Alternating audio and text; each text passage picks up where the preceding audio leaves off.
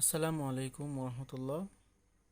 আজকে শিখব আমরা কালিমার ব্যবহার। কালিমা,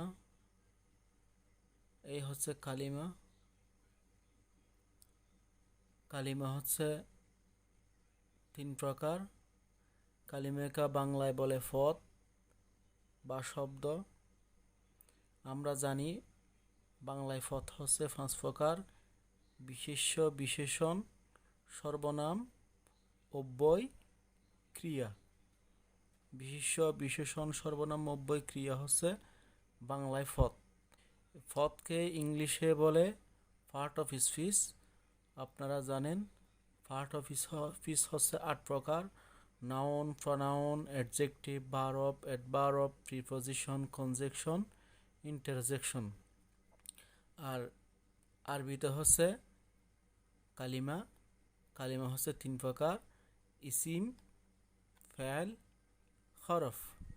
ইসিম, ফাইল, হরফ। ইংলিশে noun, pronoun, adjective. Noun, pronoun, adjective তিনটা মিলিয়ে ইসিম। এরপর কালিমা। কালিমা হচ্ছে 3 প্রকারের মধ্যে, এটা হচ্ছে ইসিম আর একটা ফেল। ফেল অর্থ ক্রিয়া। ফেল অর্থ বাংলায় হবে ক্রিয়া, ইংলিশে হবে ভার্ব, অ্যাডভার্ব। ভার্ব, অ্যাডভার্ব দুটোটা মিলে হচ্ছে ফেল। ভার্ব, অ্যাডভার্ব দুটোটা মিলে হচ্ছে আরবিতে ফেল। তাহলে আজকে আমরা শিখলাম কালিমা হচ্ছে 3 প্রকার। কালিমা হচ্ছে 3 প্রকার। কালিমাকে আরবিতে বলে কালিমা, বাংলায় বলে পদ বা শব্দ, ইংলিশে বলে পার্ট অফ স্পিচ।